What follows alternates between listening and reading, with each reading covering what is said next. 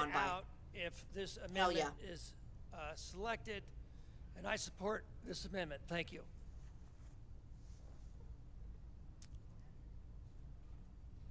Representative Caldwell. Thank you, Mr. Chair. I rise in support of this amendment. House District 20 is on this amendment, and we want to be exempted from it. House District 20, the greatest district on this amendment. And pointed out earlier, we're struggling already. We're struggling. Our stores are struggling. Our people are struggling. This helps it. Thank you very much. Representative Brooks. Thank you, Mr. Chair. I am here to represent the all the 18, 19, This is and like 20 better year olds than that are sports to blowing me to me watch up all right these now players get on social media and on my phone saying, this is amazing. In Castle Rock, in District 45 in Douglas County, we would love to be exempted from this. Pretty please.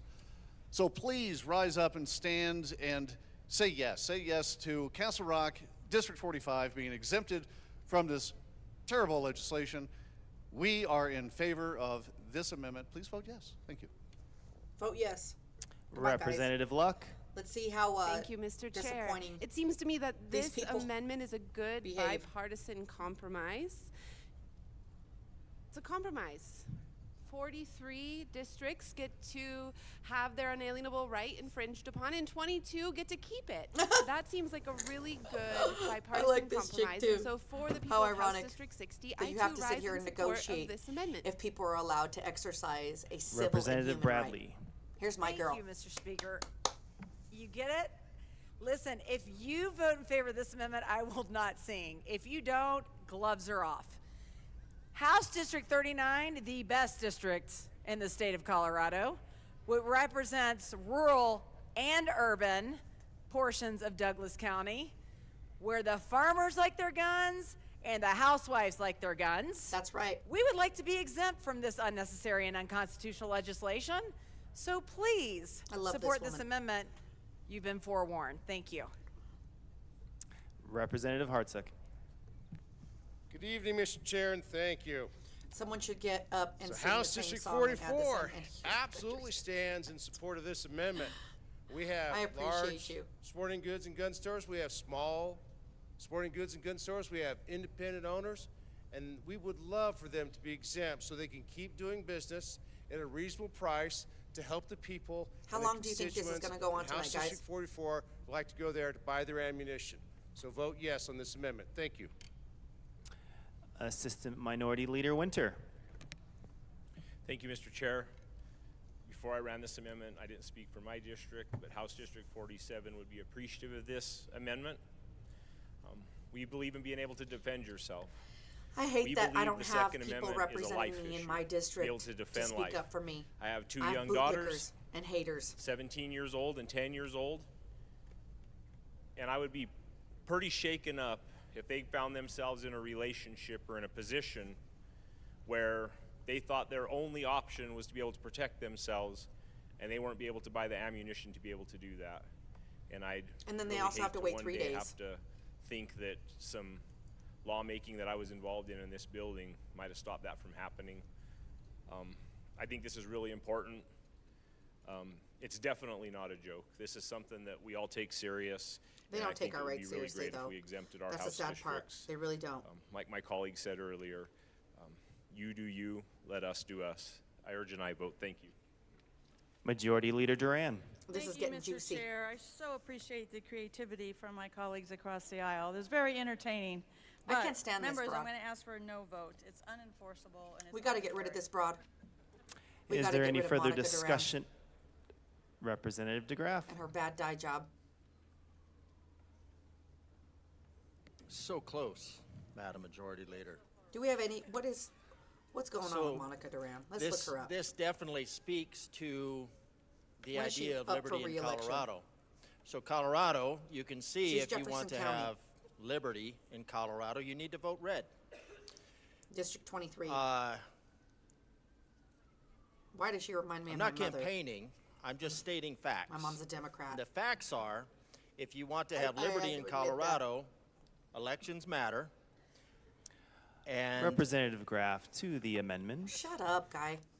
She supported Scientifically, the I am going to the vote only thing she did yes support that was ever on good this amendment. was the and penalty the reason for I'm theft of saying firearms with scientifically is Ramagos this because year. this is one of those But we times should where you probably can still look get rid at of it that and you broad. can try in the melting pot, the experimentation. We can see what the we'd be able to see what the effects are. We'd be able to see in Colorado and see, does this legislation in the blue areas where we spend all What other our bills money do on they mental still have to health issues, legislate does tonight? that solve the problem? Let's see. Because I know Or does there's it not solve the problem? a ton of stuff. And see, that's the on the House floor. beauty of the free market. That's the So- beauty of how the Republican Party approaches a Second problem. readings. And that's we can solve it We have locally. this We can bill. address the problem I'm locally. not sure if they've gotten And to then the other ones yet. If The my prohibiting price area gouging of sales and addresses the necessities, problem local locally, government and we come permitting up with a wireless solution, we have a telecommunications solution, facilities, vehicle immobilization company regulation, communication then devices my in colleagues in schools, other House districts or labeling in gas other fueled counties stoves. would be able to Jeez follow whiz. suit. And Oh, we would, we are and so we would make that. So overgoverned when you in this have, state is when you have ridiculous. centralized control, when you have centralized despotism like this body, then what you have is you have centralized corruption. When you have Oh, yeah. centralized, the military knows this.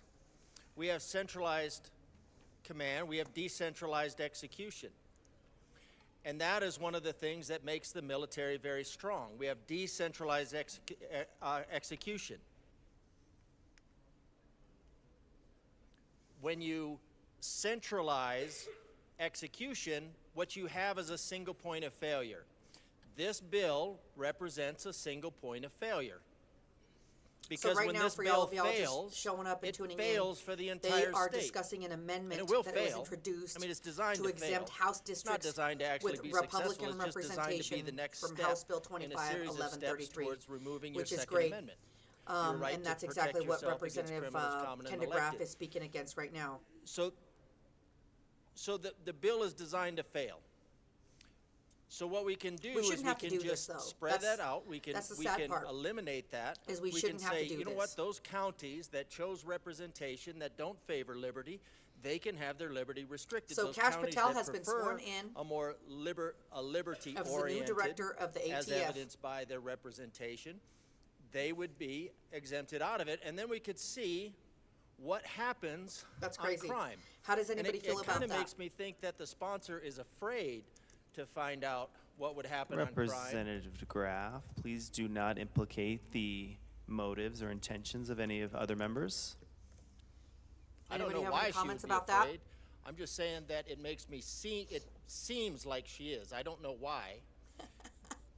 So, if we're, what we That's should be able to crazy. do is we should be able to trust our counties. We should be able to trust our people,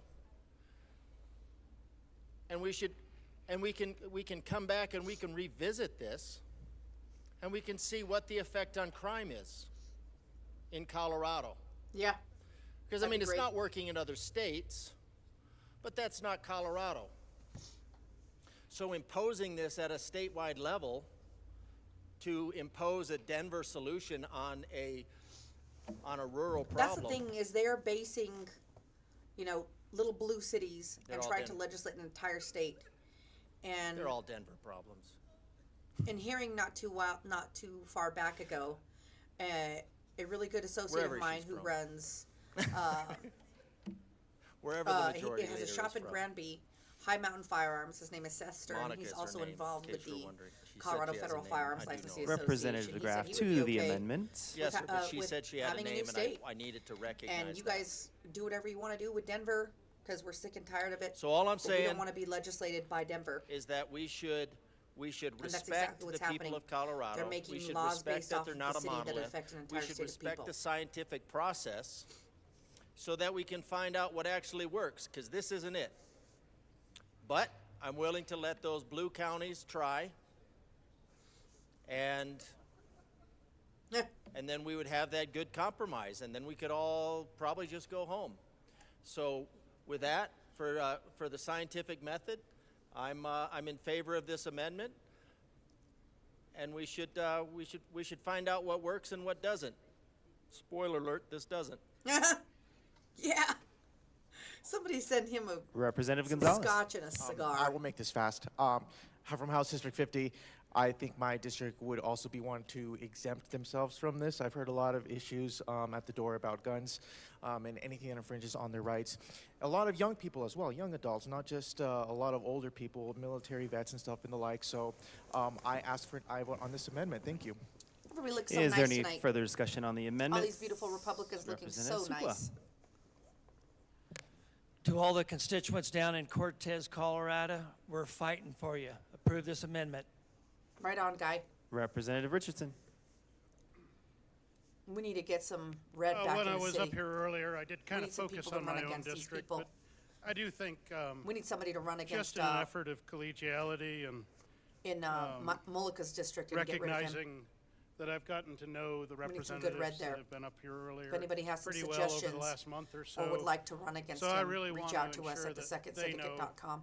that the people of House District 56 also support amending out of this bill districts 14, 15, 16, 19, 20, 21, 22, These 39, people. 44, 45, 47, 48, 50, 51, 54, 55, 58, 60, 63, 64, and 65, and I'm sure the So right proponent now, would looks like we're getting actually updates welcome on the any Colorado friendly concealed amendments handgun to permitting process. add any other The law is districts supposed to this change list, but thank you. I effective still in July, very much support and this you should be able to still continue Representative taking the Kelty. regular concealed handgun class. The problem right now is in El Paso County, they are booked out past July. So forgot now to they're mention only honoring that, the new requirements for the concealed handgun this, permit. So I the want us to be able to 8-day show or the how 8-hour true course, the live bipartisan we fire, can and the be. written exam. And I support So if you're you interested in doing in that, representing hit up your Spartan Defense districts, because they're and already I would teaching like you the to new help class. support me. That way, by the since time I you am get the an majority appointment, because in like my I said, district, appointments are booked and out so the past rest of July. us, we are the You can take those majority classes at in our Spartan Defense. districts. Let us represent ours. You represent yours, and we'll see how that goes. It'll be a great test to see how this type of bipartisanship will work, and I think it's great. And I really hope you can help us support our people as we help you support yours. Thank you very much. Please vote yes. Is there any further discussion on the amendment? Seeing none, the question before us is the adoption of Amendment L19. All for those in favor? Aye. We will go into a brief recess. Oh, these people are killing me. Oh, these people are killing me. Should have brought me a beer to sit here and have a beer while I watch this. I love beer. My dad always told me never trust a woman who doesn't drink beer, and I never have. If you don't like beer, you probably wouldn't like Colorado. Colorado has some of the best beers in the world. It's like beer mecca. We have so many breweries. One of my favorite breweries also was Epic Brewery. They used to be here and in Salt Lake, and now they're no longer in Colorado, and I miss that so much. Now I can only go to the store and get Epic beer, where I used to be able to go sit at the brewery and sit down and, you know, taste all the different beers and experience all the different beers and have a good time. Can't do that anymore.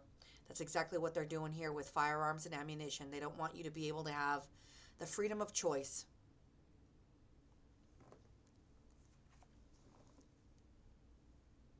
Let's see what we got going on here.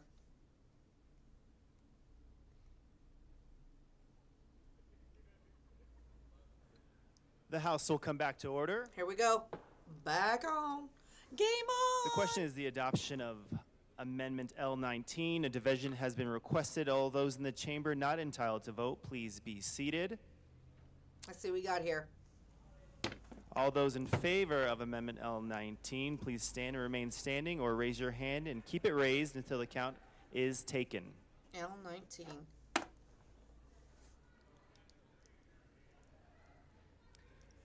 Attention in the chamber. If you're not entitled to vote, please sit down. Yeah, sit your ass down.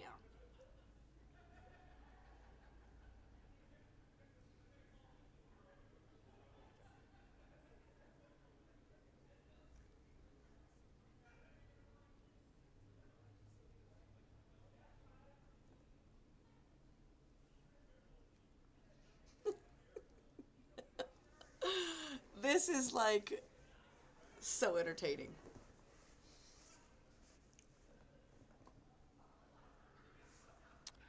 You may be seated. All those opposed, please stand and remain standing in one place until the count is taken. Let's see what we got here.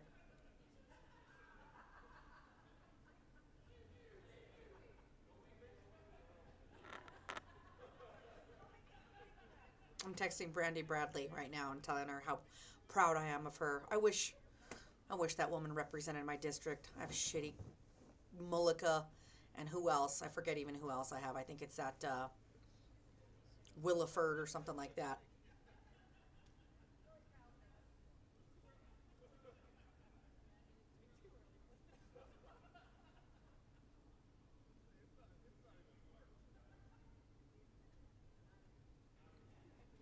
You may be seated. Amendment L19 is lost. Fuck. I'm so tired of these people. Is there any further discussion I'm on House so Bill tired of that. 1133? And that looks like that nasty Lorena Garcia Representative is in Wu. there too, walking her ugly scarosa self all around.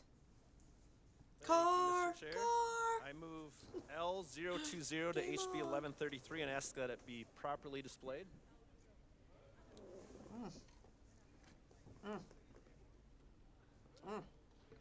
Good Lord. Representative Wu, you have to handsome man. move whatever you're planning on doing. I should shut up. So this amendment grandfathers in retail ammunition vendors that were operating on the effective date of the bill. This bill is going to create some issues with current retail ammunition vendors. They're going to have to put some money into their business to get new cases, lock them up, all kinds of things. So would love a yes vote on this that will protect current vendors. Good Lord. Representative DeGraff. Uh-oh. Thank you, Mr. Chair. When I think about this all these types of legislation go on that for a long we time get crammed tonight, down isn't the it, throats folks? of Coloradans, I often think of it's to paraphrase Carl Jung. So it's nothing I came up with on my own, but Carl Jung I is a can very wait. brilliant Sorry, Members my in the colleagues. chamber, if you are man in not psychology. taking part in the discussion, please take your discussions to the side. Thank you. Don't make me sing. What is with the singing? Somebody clue me in on that, because To the amendment. To the amendment. it's a little unusual for me. If the outcome is evident, the intent is inferred. The outcome of this bill is putting the evident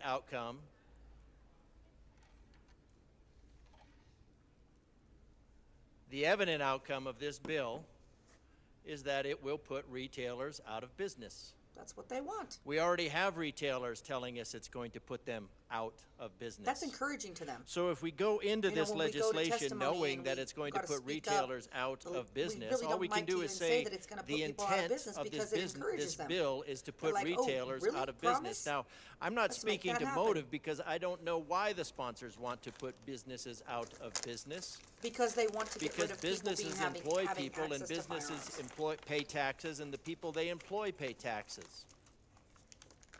And some of the most productive people in the state And are the here's one ones of the that things that's appreciate very, their very Second concerning to Amendment. me is, why is Monica And we already Duran have supporting people this? that are Because threatening she to supported talking about leaving the state. Guns and ammunition excise tax, which Members, I know She we're tried still to late in the evening, but if you can keep your conversations convince down people or move them to the side, that'd be much that the excise appreciated. tax Thank for you. guns and ammunition To the would amendment. help domestic violence victims. Well, for So we people that aren't know familiar with politics, it doesn't matter what going they in sell you. The truth is, this it goes into a general bill, fund. To the people of regardless of what they Colorado, say. the intent of this bill is to And put guess what? businesses out of They business. passed We've that. already talked about that.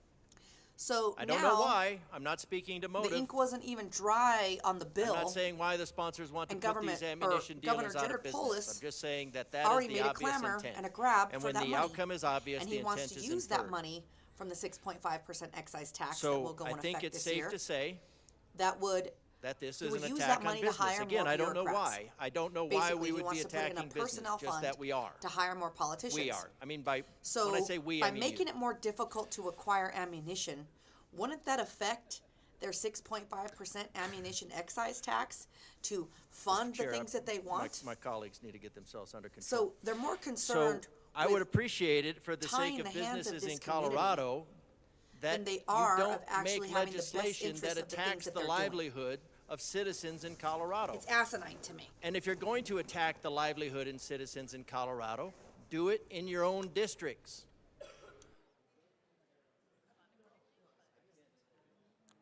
If they're going to vote for that kind of nonsense, let them have it. Don't impose it on everybody else.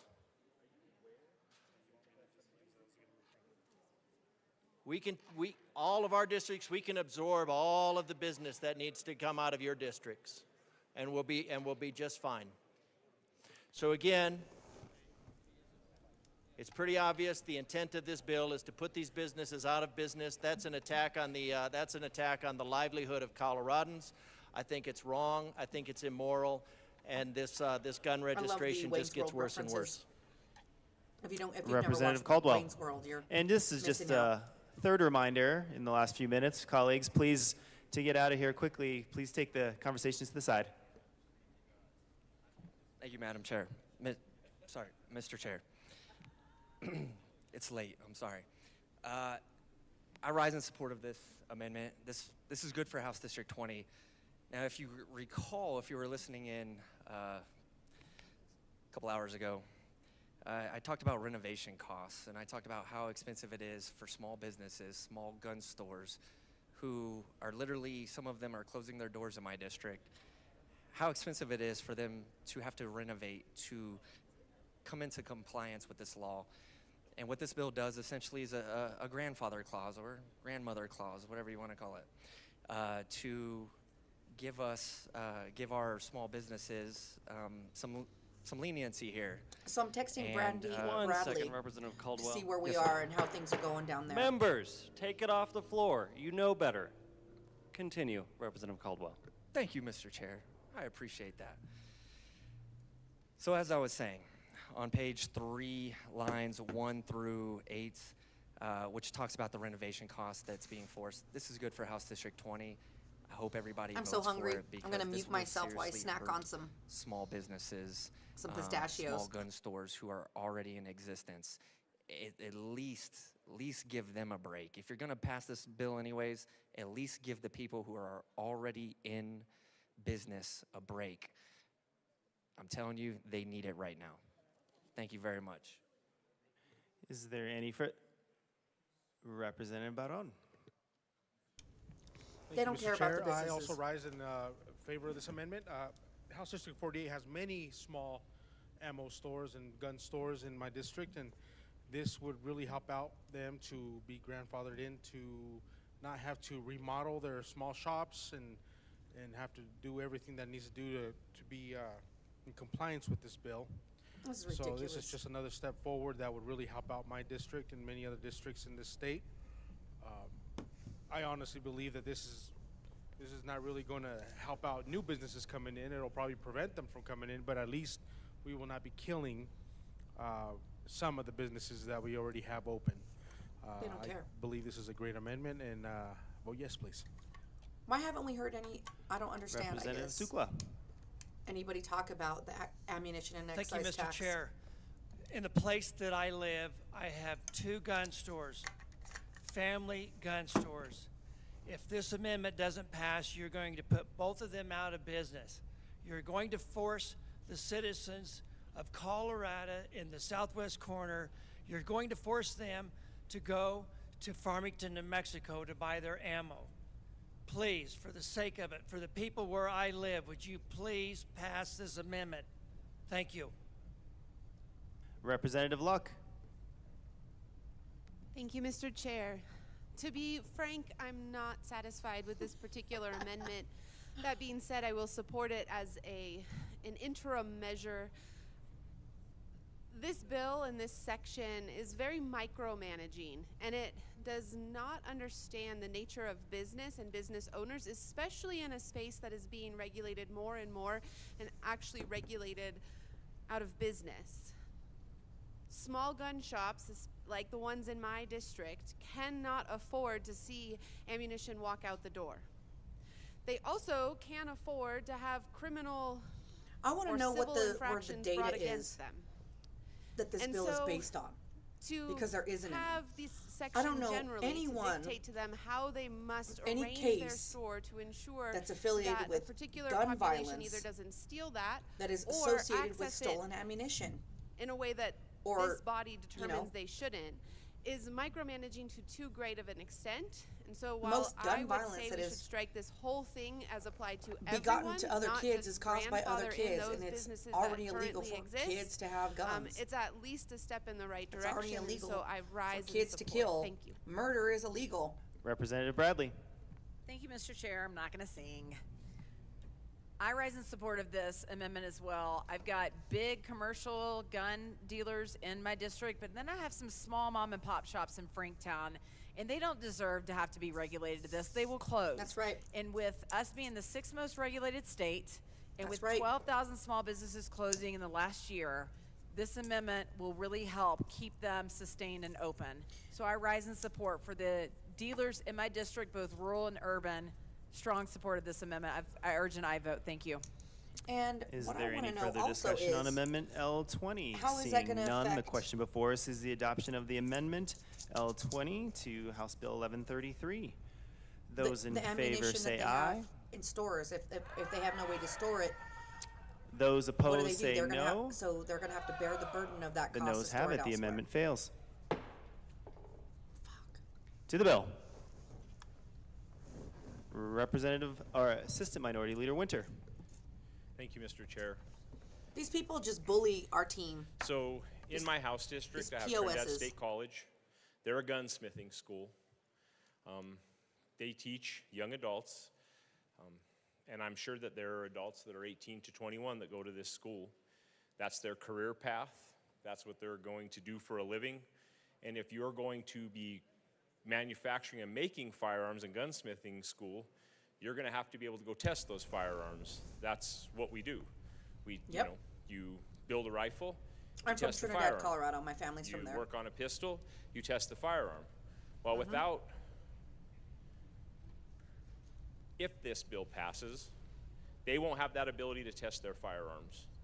So they're going to spend all this money at this school for an education, and they're not even going to be able to fully take advantage of the education they get. And there's another gunsmithing school in another state, so you can only imagine that once this bill passes, or if this bill passes, that my local district will take a hit. It will not only take Hold on, money guys. out of my college in my hometown, it'll take money from the economy, which will be a double whammy. So we've taken oil and gas out of my community, we've taken coal out of my community, and now we're going to take money via tuition and tax dollars out of my community because students are going to want to go to another gunsmithing school out of state. And that makes it really hard for me. I know that we're debating this bill, something I thought of, and I would, just like to make that notice that as my districts take more and more of a beating of legislation passed out of this building, it would be a shame if my local college wasn't able to offer the gunsmithing school that they have. Actually, the #1 gunsmithing school in the nation. And we could lose a lot of local tax revenue. It will definitely affect everything about my community. And I just wanted to put that on the record. Thank you. Representative Garcia Sander. Thank you, Mr. Chair. If you weren't rickrolled before, Sweet Caroline, bum, bum, bum. It's good times here in the well. To the bill. I move L015 to HB 1133 and ask that it be properly displayed. That is a proper motion. Please display L. So here we go. Back to the. Are we going to vote? 1 second.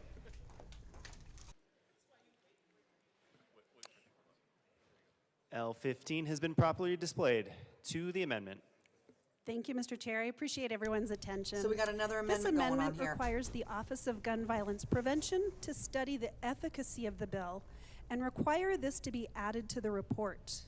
Okay. If the legislature does not act, it is repealed June 30th, 2028. Is there further discussion on Amendment L15? Seeing none, the question before us is the adoption of Amendment L15. All those in favor say aye. All those opposed say no. The noes have it. Amendment L15 fails. To the bill, Representative Richardson. To the bill. Here we go. Thank you, Mr. Chair. I move Amendment Another amendment. L044 to House Bill 1133. That is Another a proper amendment. motion. Ask that it be properly displayed. No, it's proper.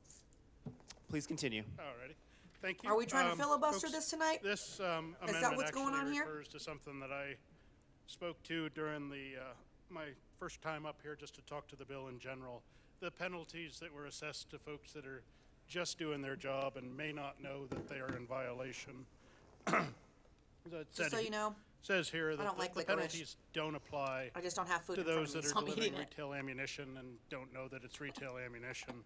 I do quite a bit of shooting myself. The folks in my district get a lot of bulk deliveries. It's the easiest way to get ammo, and I have every no one of those idea who's deliveries singing. comes with a 27-cent delivery fee from But I am not a singer. UPS, DHL, others that may not actually know. And it's just not fair to penalize somebody that probably will not know and doesn't pay attention to what they're delivering. Their job is to get the package to the right person at the right time. So I do urge approval of this amendment. Thank you. Majority Leader Duran. Thank you, Mr. Chair. I'd like to thank my colleague for the comes collaboration and hater-ass conversation Duran on this back. amendment. And we Thank do you, my accept friend. it, so I ask for a yes vote. You're the best. Is there any further discussion on the amendment? Seeing none, the question before us is the adoption of Amendment L44 to House Bill 1133. Those in favor say aye. Aye. Those opposed say no. The ayes have it. Amendment L44 passes. Representative Caldwell, to the bill. Thank you, Mr. Chair. I would like to move L043 to House Bill 1133, and I ask that it be properly displayed. Would you like to move that? Is that right, Representative Caldwell? Yes, I would like to move I move L043 of House Bill 1133 and ask that it be properly displayed. That is a proper motion. And Amendment L43 is properly displayed. To the amendment. Thank you, Mr. Chair. So I think this is a very this amendment makes sense here, and it applies that it says that it does not apply to rimfire ammunition. So for many of those who maybe aren't gun enthusiasts like myself and some others, rimfire ammunition very commonly, it applies to a few different calibers, but the most common caliber that it applies to is a 22 long rifle caliber. And so if you're unfamiliar with the 22 caliber, it is your most So I've just been texting common some target talking practicing points round to some of these I think that there representatives is. to kind of help them I mean, out. You can literally buy And I think it's really a bucket important of that we do bullets, that which is what I used to buy as as a part of the kid, Second Amendment bucket of Society. bullets, and you And get hundreds and hundreds of help rounds these people, that you can right? train and practice with. And I think it would be important to allow our 18 to 21-year-olds to be able to train with this kind of ammunition. And yeah, That's one of the things that I've brought up is lack of ammunition means lack of ability to Representative train. Gilchrist. Thank you, Mr. Chair. We also appreciate the collaboration on this amendment as well, and we urge a yay vote. Is there any further discussion on Amendment 43? Seeing none, the question before us is the passage of Amendment L43 to House Bill 1133. No, they're gonna Those pass all in favor L43. say aye. Those all opposed say no. The ayes have it. Amendment L43 passes.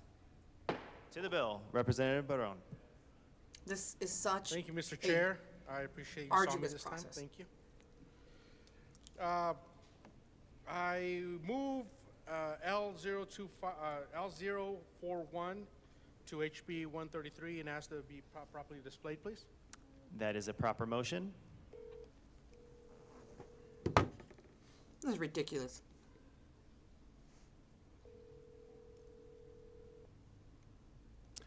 To the amendment. Thank you. This amendment that I'm moving here, it exempts small businesses which are defined as businesses that have less than 2,000 square feet of retail I'm space. getting all sugared up. I believe this amendment is going to be good for the small businesses, and and prevent them from having to remodel a small area to abide by this new bill if passed. And it's another good step. Like I said, these little amendments are good steps forward to make this bill. That guy's got less great hair. bad. But I urge and I vote on this amendment, please. Representative Brooks. Thank you, Mr. Chair. I had a number of my colleagues get up here a little bit earlier and talk about just this bill from a business standpoint.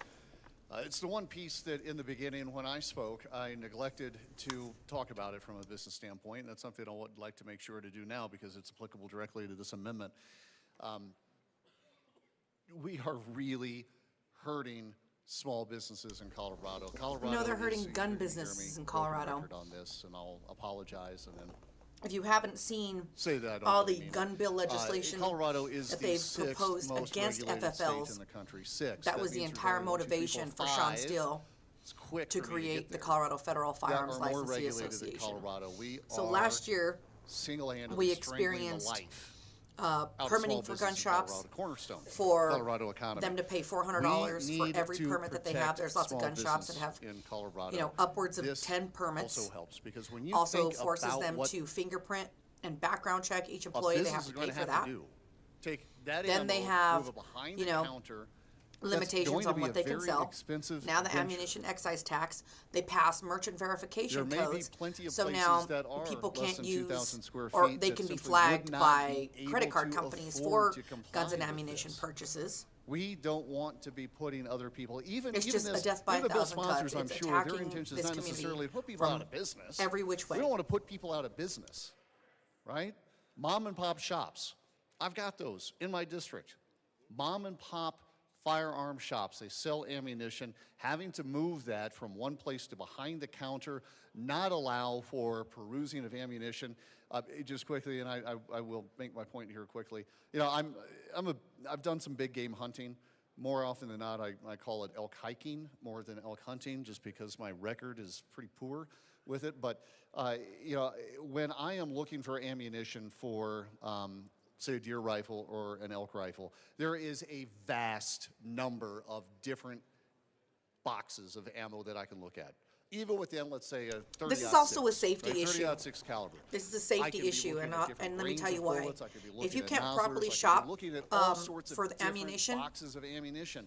And if I'm target and you shooting, don't it's know one what you're box. supposed to be buying, If you don't I'm read deer the box of hunting, it's ammunition, another box. you don't If I know want if to that's go going to be elk able to hunting, be it's shot going through to your be gun, another for box. example, It's plus very P specific. ammunition. I Certain don't know guns that can and if cannot you're- shoot plus if you're P not a ammunition. regular If you shooter, just ask for that a you certain understand type of how ammo, many not knowing or variations having of the ability to ammunition there could access be for and one read certain caliber boxes, you might buy the wrong for a ammunition, hunting rifle. get to your gun, Moving and all of that behind maybe the you counter bought the wrong is ammo. onerous.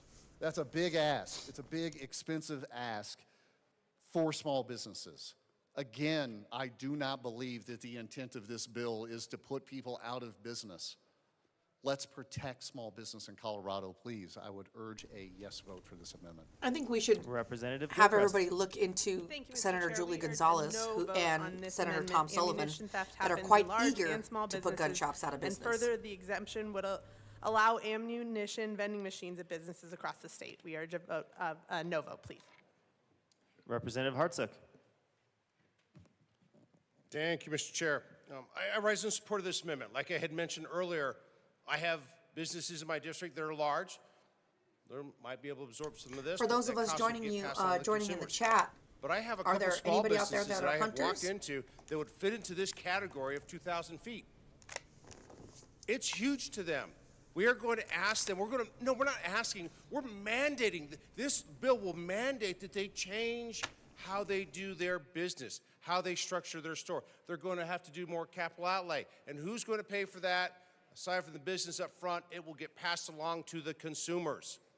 We continually raise the price to consumers in everything we do in this chamber. That's the wrong direction. We should be bringing things down.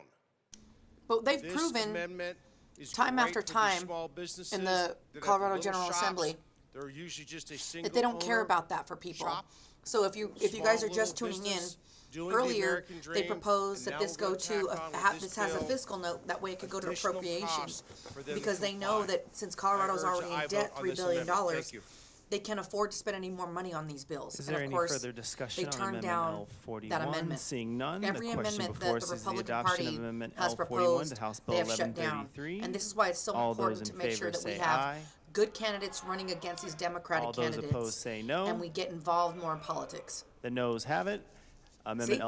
L41 Again. failed. Representative Sukla, to the bill. Thank you, Mr. Chair. I move L026 to HB 1133 and ask that it be properly displayed. That is a proper motion. We have some really good new Republican representatives. I'd like to get these guys on our show for the second syndicate and talk L26 to is them properly about displayed to the their amendment. experience, especially that Max If you Brooks. won't give us 2,000 feet, give us 1,000 feet. 1,000 feet for our constituents. This exempts small businesses, which are defined as businesses that are less than 1,000 square feet of retail space. Anyway, talking auctioneer stuff over here. This is so important to the constituents of Western Colorado.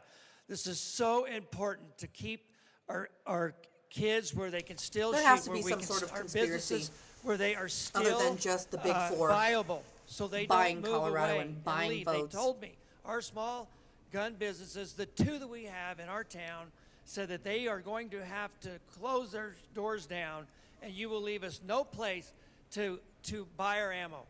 And one last plea.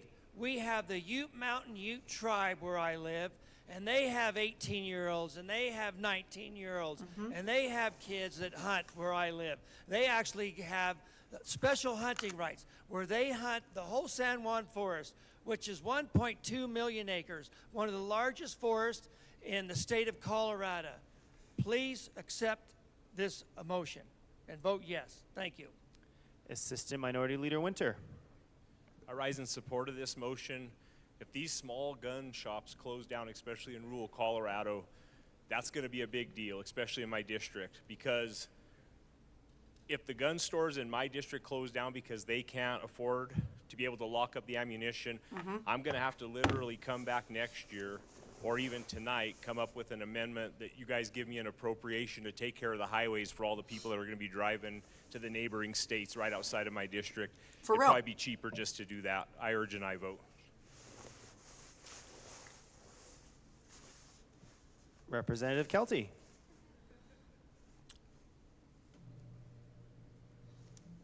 Let's see what we got here. Let's check people in the chat. Mr. Chair, I'm in support of this this amendment mainly because the people who own these Look at her small cool gun stores 2A are the pin. same That's people awesome. who give to your kids' soccer, soccer teams, baseball teams. They are the ones who help support the communities. You're literally shutting them down, and they are huge contributors to our community. Also, gun shops are the first they're line of legal defense. in everything that they do. There's nothing that they're doing wrong. They need to at least have some sort of relief. If you're going after the big guys, leave the little guys alone. Gun shops are the first line of defense for the very teams they that provide many of your training. children and grandchildren play on. And if you take the money away out of their pockets, they won't The have any know-how of that money to against be able to straw support purchases. the kids. So honestly, just give a little. I'm asking that, please. Thank you.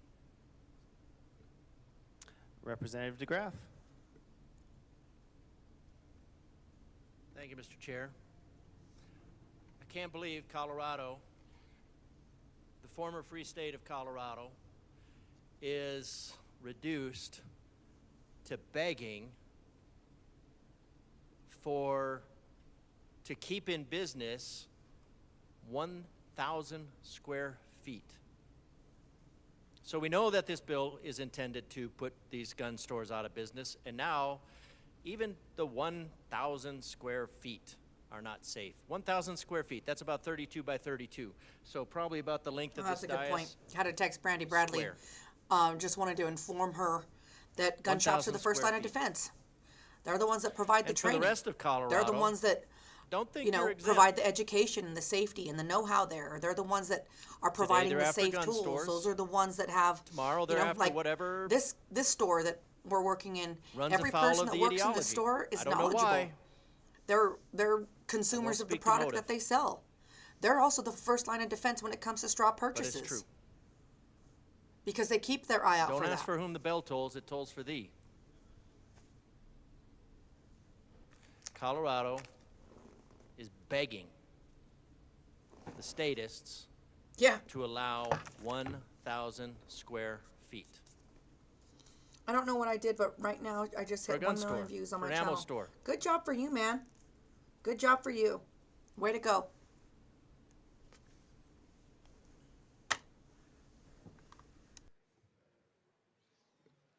Representative DeGraff to the amendment. Thank you, Mr. Chair. So, when the Second Amendment says, when the Constitution, to which everybody took an oath and to which everybody pledges allegiance every morning. Yep. Well, most everybody. Yeah. Not everybody in that chamber right now That includes values the civil rights of the Second American Amendment. people.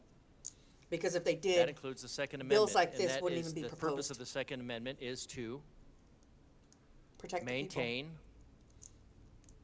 a free nation. Mm-hmm. And if you don't have the fire, part of the firearms, you're not going to have a free nation. And They again, don't want a free nation. if the outcome is evident, the intent is inferred. None of these things are helping So our movement, really, though. really, because really all you're doing is convincing them why they want to disheartening. ban access to these things. They want to get rid of us. They hate us. that They the hate former this free community. state of Colorado is reduced to Period. begging Let's be honest here. for 1,000 square feet from which to purchase the fire part of the firearm. So, yeah, I think saying the former free state of Colorado is perfectly apt when we look at these this continual onslaught. Of Remember when rules Jared and Polis regulations was going all on Twitter by people and all these avenues saying, who say they you know, support the the free state of Colorado, the free state of Colorado. How are any of these laws Representative helping Johnson. the state be free? It's not. Thank you, Mr. Chair. These are the ties that bind. I strongly urge a yes vote on this. Colorado is killing small business. Small business is the backbone of my rural communities and the rural communities across Colorado. We are only asking for 1,000 feet so we can keep some of our small businesses in operation. Ammunition is a part of the tool for protection, to protect our property, our loved ones. They're not even thinking about our family, the children either, friends, and ourselves. especially in rural communities. Without ammunition, Children a are gun prey. is not complete, and we When cannot I was young, utilize our Second and Amendment. I was in rural We are Colorado, in Honey, asking Colorado, to help keep rural my aunt alive, and uncle small businesses alive, had a house on and let the them county keep road this out there. business so we can And when protect I was our a kid, Second that's where I would Amendment go with my and dad stop stripping away. to go I shooting. have a ton of family small businesses And my dad wouldn't in even rural let me Colorado go that we are out, chasing away, you know, and we're down the sending county business road across the borders because there's to Wyoming, predators out there. Nebraska, There's- Kansas, at least there on the are northeast pumas. side. We There can are, continue if we want to. you know, We're sending them wolves. to New Mexico, There's Utah, to get the revenue coyotes and the economic that benefit would be- that that we are are willing to driving out of our attack state young children. because we are slowly killing small businesses with everything How are we're these- doing. how are these every strike families of the pen supposed to defend here under themselves? the Gold Dome. Please To leave protect our themselves small vulnerable? businesses and vote yes on this amendment. What about people that can't drive or Representative access Caldwell. gun shops that need Thank you, Mr. ammo Chair. delivery services to Threw people me that off are a little bit when I handicapped? saw you pick up that gavel. I appreciate the it, sir. amendment. Listen, I'm rising in support of this amendment here. We tried 3,000 square foot. This is 1,000 square foot. Now ask yourself, a small business, small gun store that is 1,000 square foot or less, what does that apply to? That's probably a mom and pop, family-owned small gun store. Let's help them out. We have the ability. And what does it cost us? What does it cost anybody in here? To say aye instead of nay? Do you know how much it would help a small family business that has 1,000 square foot or less gun What about the store? elderly and handicapped in Would rural help them out Colorado who tremendously, don't and have alls the it ability takes or is to say accessibility aye to instead of drive nay. to a gun shop? Doesn't What if they're cost us dedicated? What if anything. they're dependent If on we don't pass this, it costs equipment them to a keep whole them lot. breathing? Or what if they're dependent on a And it wheelchair may and they cost can't them drive? enough that What if they're puts them out of elderly business. and don't have the ability to Or at least puts just them jump behind in a for car and go years. drive and buy ammunition? They And it still doesn't deserve cost the us right to anything. self-defense. 1,000 They still square deserve foot the or right less is a to small have the business. tools to train as well. It's probably a family-owned business that's been around for a long time. Let's at least give them a break. You can make an argument that 3,000 square foot, that might be a much bigger business. Okay, fine. I mean, I would disagree with you because I think we shouldn't be doing it in the first place, so we should be giving everybody the break. But at least if we're not going to give the bigger businesses a break, 1,000 square foot or less, that is a mom and pop gun store, probably a family-owned business, probably been around for a long time, and it doesn't cost us anything to give them the break. All you have to do is say aye instead of nay. It's easy.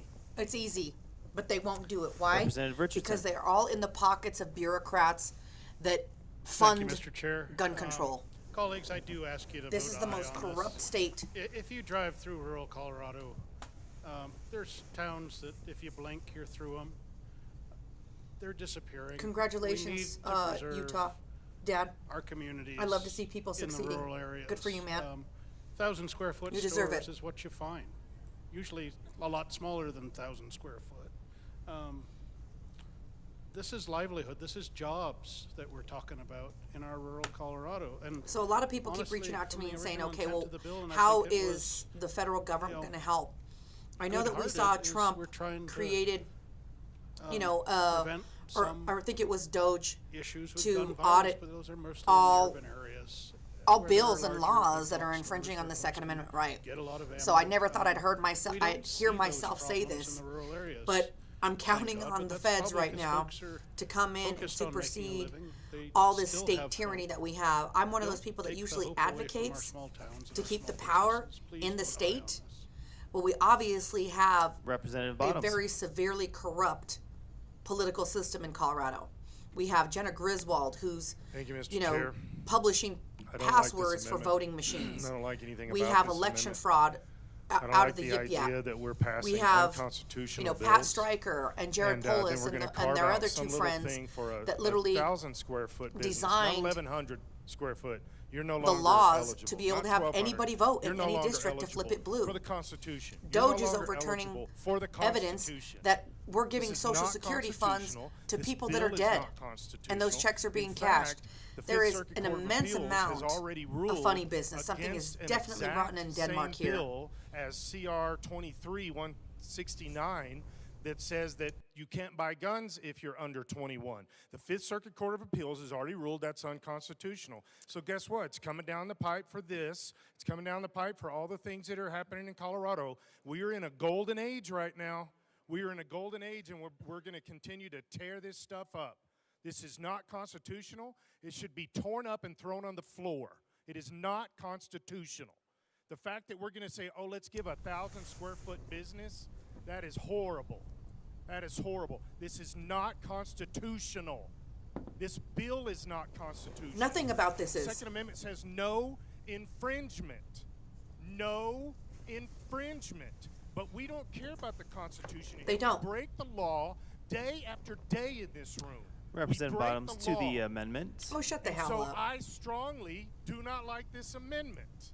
I think this goes against everything that we are supposed to be defending in this room. Yeah.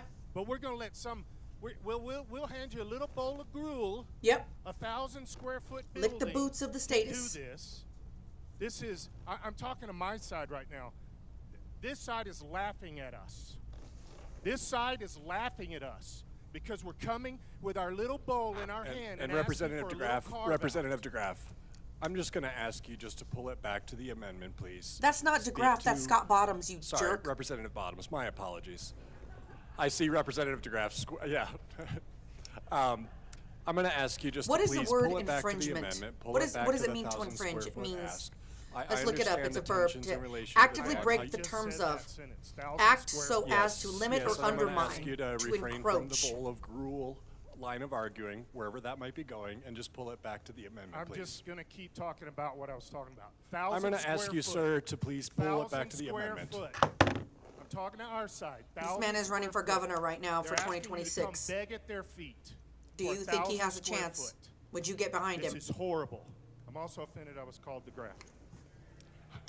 For real. You have my apologies for the latter.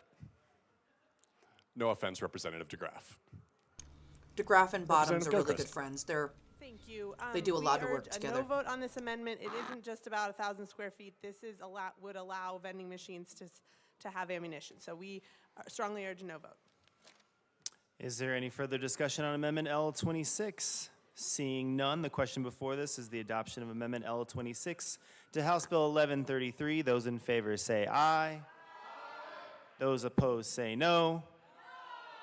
The noes have it. Amendment L26 fails. These people Representative are ridiculous. Johnson to the bill. These people are ridiculous. Thank you, Mr. Chairman. I move L018 to House Bill 1133 and ask that it be properly displayed. That is Another a amendment. proper motion. It feels like a filibuster night, folks. Feels like we're going to be here all night. I wonder if they're going to deliver some pizza to me over here. Because I'm in it to win it. We're watching this till it's over. So And grab your Amendment popcorn. L18 has been properly displayed to the amendment. Thank you, Mr. Chair. This amendment exempts all people aged 18 to 20 with a disability from the age requirements in this bill. So that's one of the things I was just We saying. need to make sure that those who are most vulnerable, those who may not be able to defend themselves, have the proper tools to do so. Yep. My own story is I cannot physically run, and I am not a fighter. I can't run, Yep. I can't fight. I need the tools to be able to protect myself. I had a constituent just yesterday call me, a veteran, an amputee, Yep. lost one of his arms. He does not want to lose the dignity of his manhood to protect his family, and he asked that he has his Second Amendment right to be able to defend himself. He is 19, a veteran, lost his arm, has a family, wants the dignity to be able to protect himself like every American has in the Great Second point. Amendment. My mom, 3, maybe 4 Easters ago, we had a whole bunch of wild animals come onto our property and kill 17 head of goats. Luckily, she was able to protect So, herself. Teddy because just she texted had me her and said Second Amendment that because ammo she had vending the right machines to, require have an ID. ammunition to fill that Second Amendment And they want to right get rid of that. and protect herself. That's She has hilarious. had double knee replacements. She cannot run. She also is not a fighter. You lose that fight or flight ability, she has her Second Amendment right to protect herself.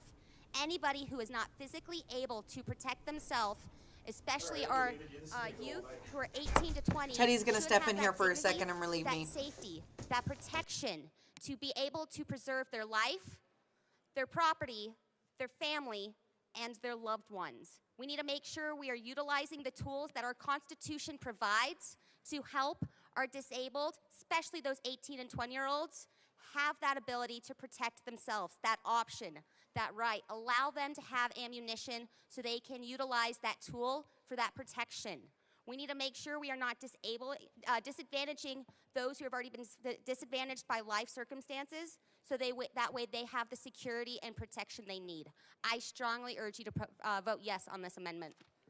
Assistant Minority Leader Winter. I'd like to support my colleague in this amendment, and I think it's ultra important what she's saying. There's a saying that you may have not heard before, and I think it speaks very well to this amendment. God created men, but Colonel Colt made them equal. I ask for a Feel yes free to vote. say so. So, hey guys. I'm here. Representative Bradley. Where's our comments at? Thank you, Mr. Chair. Right here. I also Okay, thank rise you. in strong support. What's of up, this guys? amendment. I'm back. I've been a So, physical therapist for someone just 25 mentioned, I years. just heard, I'm going to I read see these Alicia patients for with her bit. tons of She's been here, comorbidities, Alicia's been here for a diabetes, bit. amputees. That being said, someone just disabled mentioned vending community, machines being men an and issue. women, All the late vending in machines for age, ammunition in the who have state of had Colorado major already require joint an ID, so that replacements, lady who is cannot protect themselves. needs to stop. And guns Put the are the pipe greatest down. Let's put it that equalizer. way. And to take this away from them is shameful. It is shameful to not exempt these people from this horrific bill. Those people deserve to be able to protect themselves. And just because they're not able-bodied people like we are, we're going to put them in the same category? Can't run, can't defend themselves? Shameful. I urge an aye vote on this Agreed. amendment. Shameful indeed. Representative Brooks. Thank you, Mr. Chair. I don't know if anybody has seen the movie. I'm just going to harken back to it for a second. American Sniper. At the end of the movie, which is This is terrible, classic but filibuster. At the end of the Love movie, this. Chris Kyle, decorated war veteran, they go into his kind of final days. After he came back from service, he would take veterans out that had lost limbs, that had disabilities, because for veterans, shooting and continuing to be able to shoot is something that they really rely on to be able Stress to relief. still do something that they know that there's so much that they can't do anymore because they've lost limbs. This was what Chris Kyle did. He took And for those of you who veterans don't out know, I and know gave Chris's them that brother, opportunity to still Jeff be able Kyle. to be in that He owns brotherhood, Teta to still Tactical be out able to of shoot Waco. I don't know if he's still out there, Being but I able took to my shoot CCW instructor is a course in Texas, big CHL deal course to these as an folks. instructor with him. He's a good dude. Also, and He not was a just Marine for Corps the Chris Kyle marksman. reference, but there is a group called It's a Accuracy ran in Calling the family. that is in Douglas County. And Douglas County, the group It's a Calling will take out veterans to go hunting, to go shooting. It's PTSD Yeah, God bless therapy Kyle for indeed. a lot of combat deployed after they've come back. Remember, you can enter the military at 18. I know that we've been making that point. Yeah, right? guys, we And got a so you filibuster could night here. I'm very not sure how quickly long this is acquire going to a go. We're going to stick to it disability till the end, though. before We're not the going to age leave of you guys hanging. 21 and come back and still need to have. I think we know the ability final to result, but shoot, if they to be able to can go kill out, this and to be run able it to past enjoy the midnight, it outdoors. kills an extra It's a Calling legislation is a day, fantastic organization which that does could that for push back veterans. 003 I and would the other support things it they're on that trying to level, pass in and the for those House. They're on a reasons, I very ask for tight an aye schedule to vote get on the this things they amendment. want to pass. Representative Bottoms. I mean DeGraff. I thought it was only fair. I have never been so offended. In this place. I There's take still a that lot of back. days left in the session. I've Oh been my offended God. a lot. All right. So, this just reminded me of a story that's kind of We funny should in bring my back family. tarring and My feathering wife's of politicians that go dearly against the departed grandmother, constituents' will. probably weighed about 80 pounds soaking wet. One day, sitting out at the parking lot at the Piggly Wiggly, Piggly Wiggly, Real man. place. That's some Alabama stuff. she Yeah, I got haven't into heard her that in a little while. sports car, and a gang of youth decided to walk towards her, and they said, "That is a mighty fine car for a little old lady like you."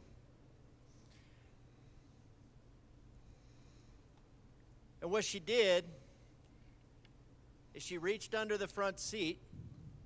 DeGraff's a good guy. I actually met him in person said, recently. "Come on, boys. He's, had a long conversation Come with and him get it." about gun store thefts and smash and grabs that have been going on in the state of Strangely Colorado. enough, He's very sincere. those boys You could took tell off he was running in the genuine opposite direction when they had as intended well, to unlike steal some her of these car. politicians that just come off completely I don't know fake. why, because she wasn't even armed. There was nothing under her front seat. But the thought of something being under her front seat that might have been chrome, might have had a cylinder, like would normally be there, they took off running because a firearm is a force leveler. Yeah, she probably had a The little reason you Saturday have a night special, firearm but it'll get the job done. is to be a force leveler. So you don't have to get into a fight. That's right. So you don't have to be a victim. The important thing about a firearm is the fire.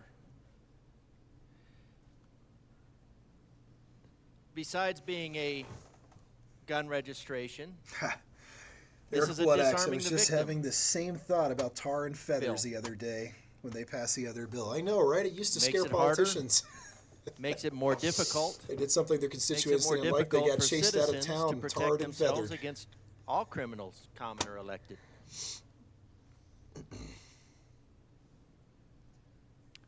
So the reason that people have firearms is not just because they like to carry the extra weight, because they think the bulk is particularly appealing.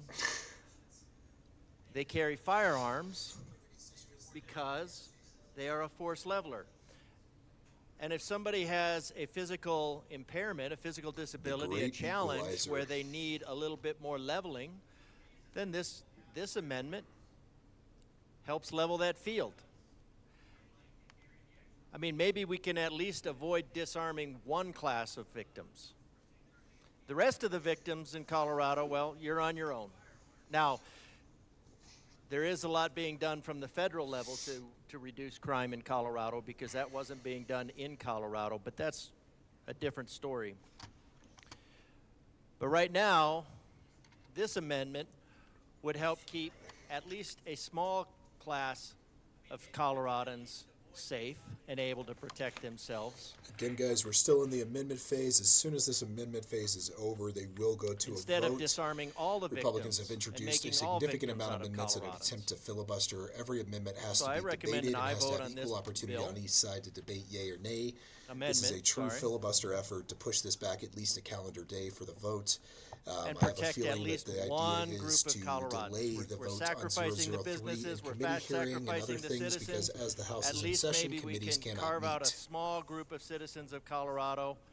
We just have to make Carve it out to a small group of mid-late citizens April of in Colorado order to that kill this through the time. sponsor deems worthy of We were lucky self-defense. enough to have an appropriations Colleagues, or a I fiscal would note attached, request which that means you it's going please to keep all appropriations. For those of conversations you who at a don't know lower what that tone or means, move them to the appropriations side. is where Representative things Johnson. go to die in the legislature or in any Thank parliament you, or Mr. Chair. Congress.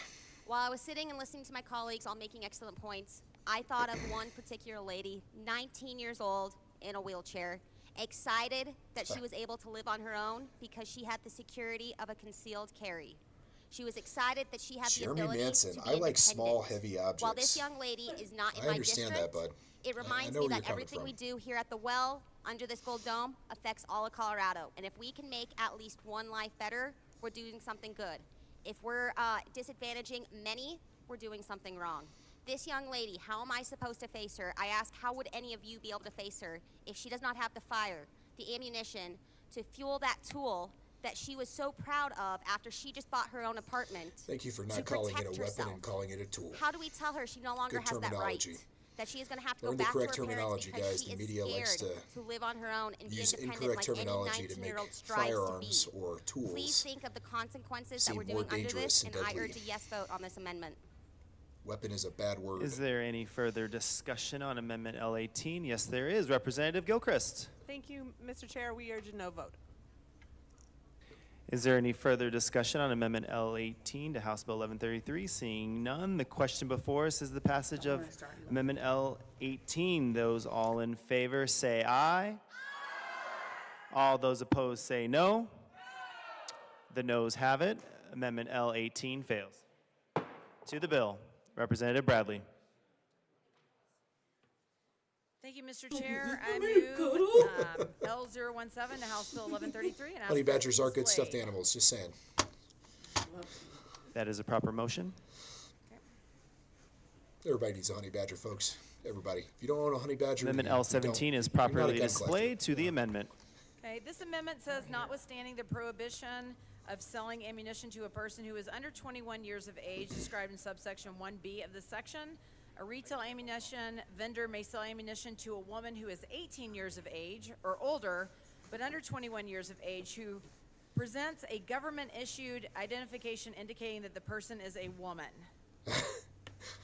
There's an We amendment. know They just entered an amendment to plenty allow of women under statistics. 21 to buy. Victims of Specifically sexual women. violence. Sexual violence affects millions of I Americans. like the effort from every the Republicans 68 here. seconds, They're an American hoping- is sexually They're assaulted. hoping to get this struck down in court On by average, having these there amendments, are or at least filibuster. 463,634 victims ages 12 or older of rape and sexual assault each year in the United States. She's got a point. Younger people are at the risk of sexual assault. The majority of sexual assault victims are under the age of 30. Ages 12 to 34 are the You're old enough to higher- die for your highest country, risk folks, but you're not old years enough to for buy rape rifle and or sexual shotgun assault. ammunition. Just so you know, Women that's and how your girls Colorado legislation experience sexual or violence legislators, at high rates. legislative members 1 out of every feel about 6 you. American women has been the victim Yes. of an attempted or completed rape in her lifetime. 14% completed, 2.8% attempted. And for the men in here who maybe don't understand the fear of living as a woman and that guns are our greatest equalizer, 18 to 20-year-olds deserve the ability to fight and buy I like how ammunition she's and protect framing themselves. this argument. It's pretty interesting. As of 1998, an estimated 17.7 million American women had been victims All these of Democrats attempted or voting against this completed rape. amendment, they're sexist, just so you know. 82%, young women are especially at risk. 82% of all juvenile dig it. victims are female. 90% of adult rape victims are female. Females aged 16 to 19 are 4 times more likely than the general population to be victims of rape, attempted rape, or sexual assault. Women ages 18 to 24 who are college students are 3 times more likely than women in general to experience sexual violence. Females of the same age who are not enrolled in college are 4 times more likely. Yeah, it's And crazy let's to talk think about we used the to have concealed effects carry on college of campuses violence up until recently, too. on these women. Because we should talk about that when we're It's a good limiting thing their to have concealed ability carry to on college defend campuses, themselves something I against fought very violent hard crime for in that we Texas have to made get passed. rampant in the state. The likelihood that a person suffers suicidal or depressive thoughts increases after sexual violence. 94% of women who are raped experience symptoms of PTSD during the 2 weeks following rape. 30% of women report symptoms of PTSD 9 months after the rape. 33% of women who are raped contemplated suicide. 13% of women who are raped attempt suicide. Approximately 70% of rape or sexual assault victims experience moderate to severe distress, a larger percentage than for any other violent crime. 3 to 4 times more likely to use marijuana, 6 times more likely to use cocaine, 10 times more likely to use other major drugs. Sexual violence also affects victims' relationships with their families, friends, and coworkers, and this is why we should protect our youth. 38% of victims of sexual violence experience work or school problems, which can include significant problems with a boss, coworker, or peer. So unable to work, getting laid off. 37% experience family friend problems, Guys, including thanks for getting all into that arguments have been more tuning in frequently throughout than the day before. today. I know this has been a much longer 84% of survivors session who than are y'all victimized expected. by I an do intimate appreciate the partner views. I do experience appreciate the professional or comments, the emotional feedback, and issues. especially those that 79% donated of to our survivors channel who were today. Thank you victimized so by a much. That family means a member, lot. It close allows us friend, to or keep doing this acquaintance content for you guys. experienced professional or The only thing I can emotional ask issues, more of is if you guys could including share the link on moderate your to social severe medias. It distress does help get viewers. or The increased algorithm problems is at work or school. anti-2A. On 67% YouTube, we have of over survivors who 500,000 were subscribers, victimized and by as you can see from our live view, we're not getting a whole lot professional of or views, which emotional is issues, including kind of moderate strange. to I have severe a feeling it has to distress. do with the And content we Native are streaming Americans right now. are at the greatest risk of sexual violence. On average, American Indians aged 12 and older experience about 6,000 sexual assaults per year. American Indians are twice as likely to experience a rape, sexual assault compared to all races. Yep. 41% of sexual assaults against American Indians are committed by a stranger. Sad. And for women who continue to be victims of crimes, this is unfair. It is unfair for us as a body to legislate onto 18 to 20-year-old women their ability to protect themselves. For women, a gun is our greatest equalizer. Agreed. I'm going to go over a couple more statistics. Young women aged 18 to 21 are often at higher risk for certain types of violent crime. Intimate partner violence. Hey, thanks, Women Eric. I aged appreciate you sharing 18 that to link, brother. 24 Really means a lot, man. generally Helps us out. experience the highest rates of intimate partner violence, which includes physical violence, sexual Yeah, Brandy violence, is a fighter. and stalking I need to meet her. She by is a current or former fire. intimate partner. According to the National Intimate Partner and Sexual Just making Violence them all look like a Survey, bunch of hypocrites. young women aged 18 to 24 experience the highest rates watch, I bet they of don't get a rape single and sexual Democrat vote assault. on this These are amendment, women in which our is districts. These are women that we represent. 18 to 20-year-olds that live on their own should be able to defend themselves. Why do we continue to push bills that will create more victims? When will we demand bills that prosecute criminals and keep Coloradans safe? Let's get back to public safety. And to go over specific statistics in our lovely state of Colorado, Here we go. One of we the most rate dangerous number states. 4 in the nation for rape. Yep. We rate number 3rd in the nation as the most dangerous state in the entire country. 3rd. 47 other states are safer than we are. 47 other states. And we keep regulating It looks like a lot of the gun bills Democrats and have ammo left the bills, chamber during and these we're arguments. They could care third less what the least opposition safe has to state. say. So what have those bills done? Because they're not doing anything. This isn't the Senate, We're but I'm sure number if Sullivan 8 was in there, he probably would have gone and taken in the his Jenny country, Craig meal break right now. highest in violence. And you don't send any bills down here to put the criminals in jail. You victimize Second Amendment gun owners and women over and over and over with these bills. We are victimizing women. We are They're victimizing disarming the women. They're disabled. making them We more are likely to become victimizing men victims. She's in our 100% state, correct, all guys. while we watch 100% crime correct. continue to rise and rise and rise. More and more gun bills and regulations Missy, and God crime help us continues all. to You're go right. up and up You're and up. right. God bless us all. God help us. All God while you bless us. continue to take away their God-given constitutional rights. If your bills work so well, we wouldn't be the third most dangerous state in this country. Bill after bill after bill, stripping away our constitutional rights for what? Camera. For nothing. Too connected, never mind. And I thought we were all supposed to be about women's rights. Man, I hear us talk about women's rights all the time. We talk about women's rights every other day. Women's rights, women's right to choose, women's rights. But not Guns women's right rights to are women's not rights. women's right to own a firearm Women have the or right ammo. to choose the ammo that they want to purchase and 100%. to use a gun to protect themselves against men or whoever's breaking into their home or stalking them or raping them or sexually violating them. Yep. Women deserve that right. They do. You don't get to talk about women's rights when it only works for you. Women's rights are guns' rights. Pulling a Rep Bacon up here, I'm preaching. Rep Bacon. You come down. Sorry, I'm gonna take. We can't sit here and talk about women's rights, you guys, when we're taking away the rights for women to defend themselves. Accept this amendment. 18 to 20-year-olds are working late in restaurants, in businesses, in one of the most unsafe states that we have in the nation. And we are now telling them, A, you can't go buy ammo, which helps you practice and become a good, safe gun owner. If you're in rural Colorado and your car breaks down 100 miles away from your home, you deserve the right to protect yourself. 100% you do. Why do we pick and choose who gets the right to do that? Agreed. So please stop saying we're for women's rights when we are tying the hands of women to protect themselves. I urge an aye vote. They want to reduce the voting age to Representative 16 in the Democrat Party, but they want to raise Thank you, the Madam age Chair. of your It is constitutional hard to Second beat Amendment that right from my to good 21 colleague. She said on it pretty so much well, everything. but I Gotta love wanted it. to make sure we're Hypocrisy hearing at that. its finest, if we folks. really want to empower young women, 18 to 20, if we want to empower women so tough that as they nails. feel independent and can go live their lives without restrictions, if we want to empower women, we need to empower the Second Amendment. We need to Yes, make sure ma'am. that we are advocating for their safety. If we're saying under this gold dome we want public safety, let's make sure we are allowing women to have the right to be safe. This is an equalizer, but it is only an equalizer if they are using a firearm, if they can use ammunition to put the fire in that firearm.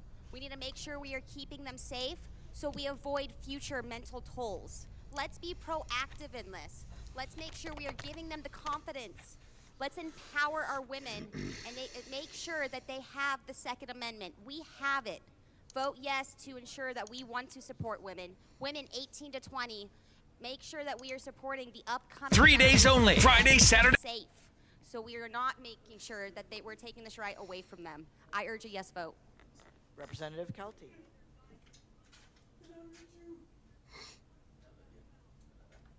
Thank you, Madam Chair.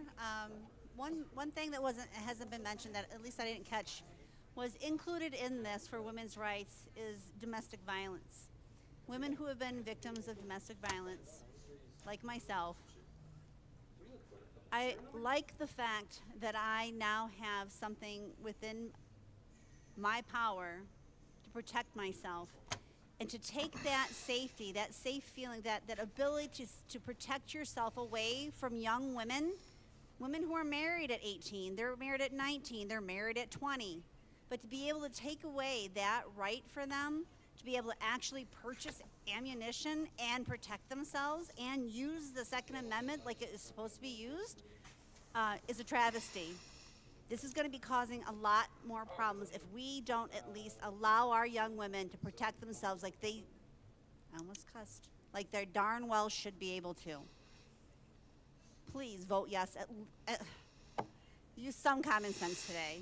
Let women protect themselves. 100%. Thank you. Let's see what they say. Representative DeGraff. Nope. No, I am not identifying as a woman. But what I am speaking of, we're just thinking in terms of this bill, ready, aim, click. Just taking away the fire part of the bill, of the ammo, of the firearm. Ready, aim, click. That's 1133. It's not just that we're the number 3 in violence. It's the rapid rise up the charts in violence. Now, correlation is not causation, but mental health, violence, crime, Sounds like she knows something. blue, they're all rising together. Good. Someone needs some fucking good fucking knowledge. Women have the right to be safe in their person. And one thing that I heard from not long ago was something like 90% of the men can kill 95% of the women with their bare hands. That's why there needs to be a force leveler. Now, when my wife was in college, somebody came to the door, somebody that she knew. She let them in because there was somebody skulking around in the parking lot. And then when that individual came in, who she trusted before, he pushed her on the couch. And the story would have ended a lot different if she wasn't a black belt in Taekwondo. So she kicked him across the room. He crawled out the door holding his chest, and she never saw him again.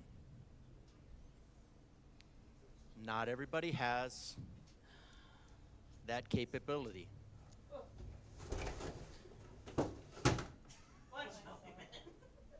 So there needs to be a force leveler. 100%. And just I would say more so than a force leveler, a force equalizer. That Guns are equalizers. is very important. But I'm with them. I know where he's going with this. So stop trying to create more victims. We don't need more victims in Colorado. No, we don't. We don't need more victims in Colorado. It's not a matter of that all of these restrictions and infringements don't work so that we need more. Don't get the wrong idea. All of your infringements are going in the wrong direction. They are counteracting, they are counterproductive. They are increasing crime. It's not a matter that they don't work, they just work for the wrong people. They work to increase crime, they work to put businesses out of business. So let Colorado breathe.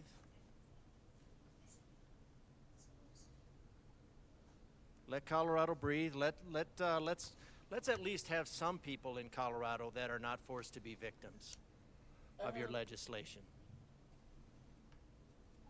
Representative Luck. Thank you, Madam Chair. What am I being? Oh, a church hymn. Well, fun fact about churches, in the early colonial period, many states and jurisdictions actually fined their residents if that resident did not attend church armed. Did you know that?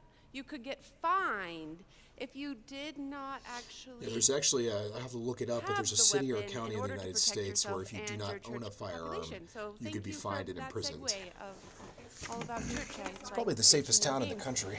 In any case, to the amendment, it's a good time to remind everyone Kennesaw, that Georgia, that's what it we are was. talking about is Kennesaw, not Georgia. even a civil right. It is an unalienable right. You can say that with more of a Unalienable, southern meaning accent. God-given. Kennesaw, Given to all people. Georgia. And what is that unalienable right? The definition of it, it's the corollary of those other rights that are enshrined in our Declaration of Independence. Well, let me It is send the as a super unalienable chat. right I owe to you a 20. defense Oh man, of I self, appreciate that, defense dude. of If you're others, able and defense to, of go for it. If property. not, I get it, brother. It is what it is, man. And But thank you for the court thought. case after Really court case appreciate after it, man. court Really case appreciate it. has come down to say that the Second Amendment applies to we do all need to drain the people coffers. I and think that's what encompasses Doge is doing. even If you those haven't who been following are Doge on between X, the you ages should of 18 and 20. you should check out some of the waste they're Revolutionary finding. It'll make you thought that furious. if you are 18 to 20 years old, you also have the ability to defend yourself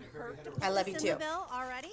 We might have, And I if love they you too. believe that it's already constitutional, then this amendment actually has no harm to put it in the bill just to make sure that it's in there. So if you guys believe that it's actually constitutional and this will have really no effect on it, it does no harm to actually just put it in there. So I'm asking for a yes vote because we did agree that, or I didn't agree, but That is so it awesome. was agreed that on the other side that So it this was constitutional. this very special disagree, lady, but if I you was have talking no about her worries earlier. it, Look at her put it in really there. cool It's no two-way big pin. deal. Thank you. She literally won her Representative election by Bottoms. 3 votes. Every vote counts.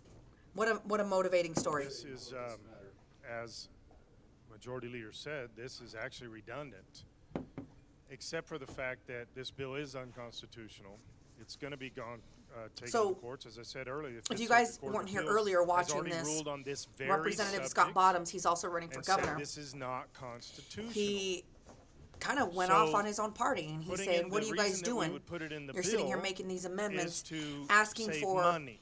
gruel, and have your If we hands put it out in like, this bill, please, then it please give automatically us something." kicks out, And that the as other soon side as is we laughing voted at it us in because here they're in just a literally few not even minutes, sitting in the House we can chamber right take it now and literally tear it because up they could because care it's not less about what we constitutional. have to say. And it'll save They all don't the care lawyer about our fees, rights. it'll They save already the- know how they're going to all vote. the, court They're all in fees, all the things cahoots of with it, because evil this people is doing going evil to the- things because why? This is going to go to the courts. Armed It's people gonna have go the to power courts. of We already no. know who's going to file the Armed suits. people We've have already the seen power stuff. of resistance.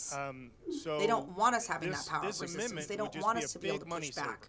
Why? And, Because right they plan now on we doing need to awful save money things in to the state us. of And if you Colorado. think So that that's not this true, redundant, look at all the laws that they've passed. amendment, which every bill is supposed to come under this, but it doesn't. We pass unconstitutional bills in this House All the time. and then they get stays, and then they go to court, and all the different things that happen. And yet we know they're not constitutional, but we just keep passing them because we are Because they don't care about the all-powerful, and Constitution. we can do that. They don't care And about so our rights. I don't. This is a great amendment just because it's already in the bill, but this will save us money because this is going to go to court, and this unconstitutional bill will be struck down because there's already precedence for it. It's already been struck down, and we know that in this room. Every one of us in this room knows that the Fifth Circuit Court of Appeals has already struck this ideology down, but we're still running the bill. So with that crazy circular reasoning, yeah, let's vote yes on this amendment. Representative DeGraff.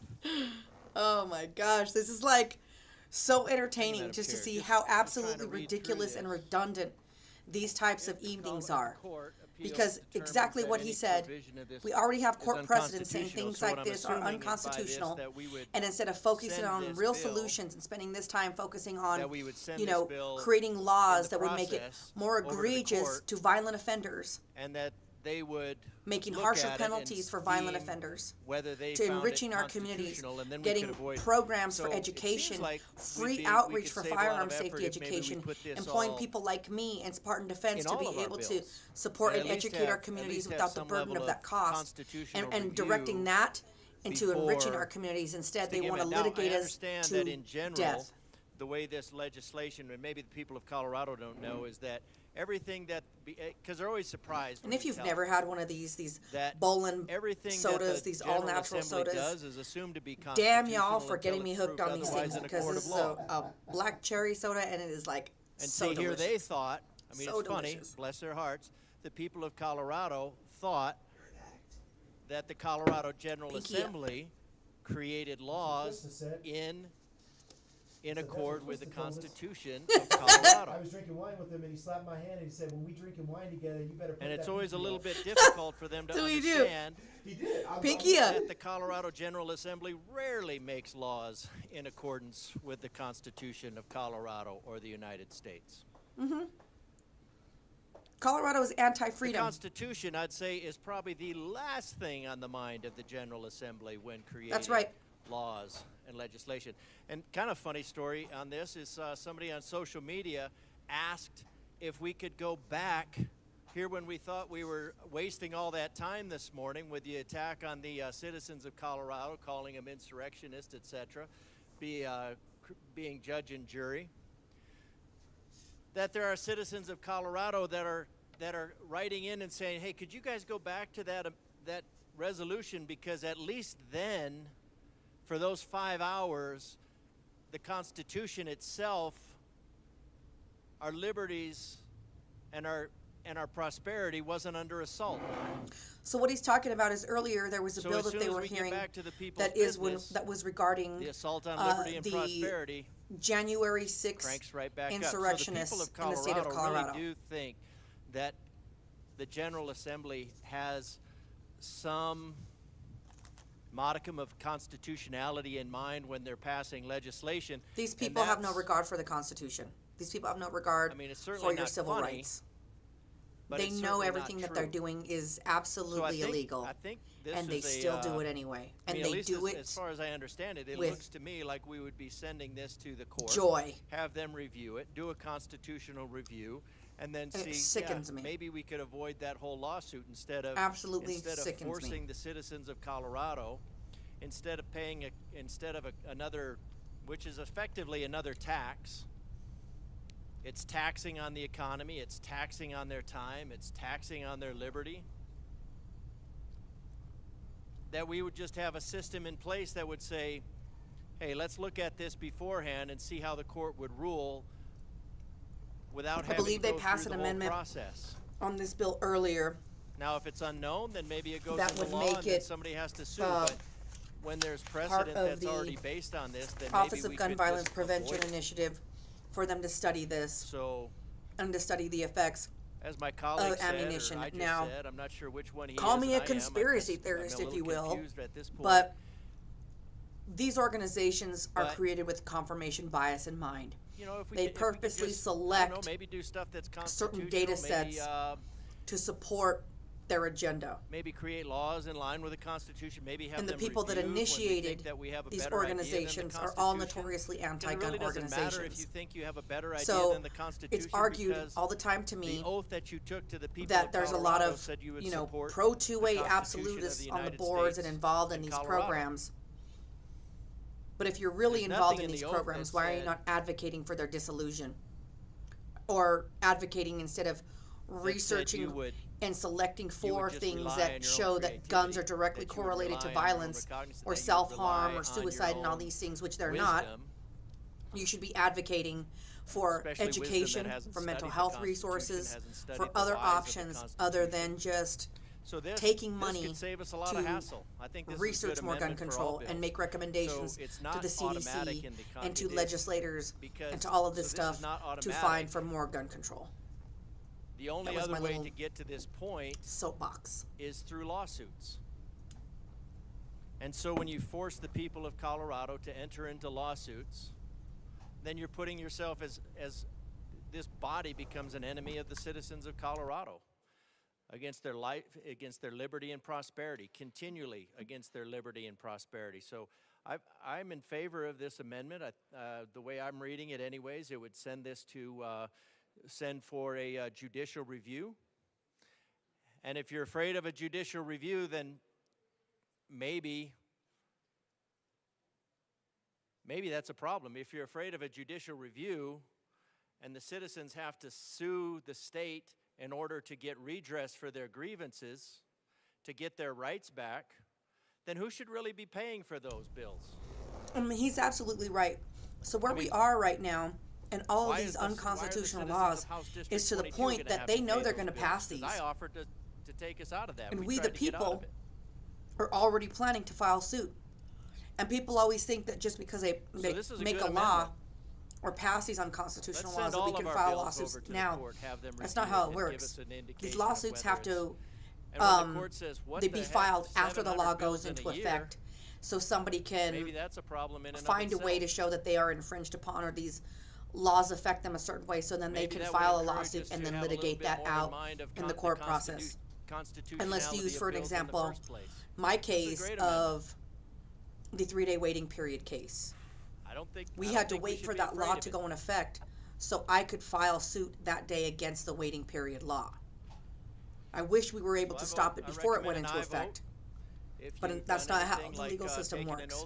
And unfortunately, I filed that lawsuit on October 1st, 2023, and we're in 2025, February 2025, and we're still fighting it. 33. This amendment's important because Oh my gosh, House Bill this guy's so 1133 creates presumptive laws and victimless crimes And this goes against the Second and Ninth Amendments, as well as the Seventh Amendment, wherein it states, than according to the rules of the common law. We understand that common law requires a damaged person or damaged property, also following whiz, this Article guy's 6, fun. which is also known as the Supremacy Clause, wherein it states, anything in the Constitution or laws of any state to the contrary notwithstanding. I think we'd look cute together. Therefore, and in following with the Supremacy Clause requirement of no contradictions, I'm just messing around. anything like a presumptive law or victimless crime would clearly violate the common law requirement of an actual damaged victim, person, and or damaged property. So I urge a yes vote on this amendment. Is there any further discussion on this amendment? Representative Gilchrist. Looks like we are in filibuster Madam Chair. mode. We I are can't to stand no this lady. vote. Seeing no further discussion, the question before us is the adoption of Amendment 16 to House Bill 1133. All those in favor say aye. All those opposed, no. The noes have it. The amendment fails. To the bill, Representative Barron. This is disgusting. This is absolutely disgusting. Thank you, Madam Chair. Yeah, he's fine, huh? I move amendment I didn't see a ring on that L041 finger to either. the House Bill 25 I already asked. 33 and ask Apparently that had it a be date properly tonight, but he displayed. had to miss because he's fighting for my freedoms. I might have to make him some cookies and take him some lemonade. Just kidding. Just kidding. Yo mama.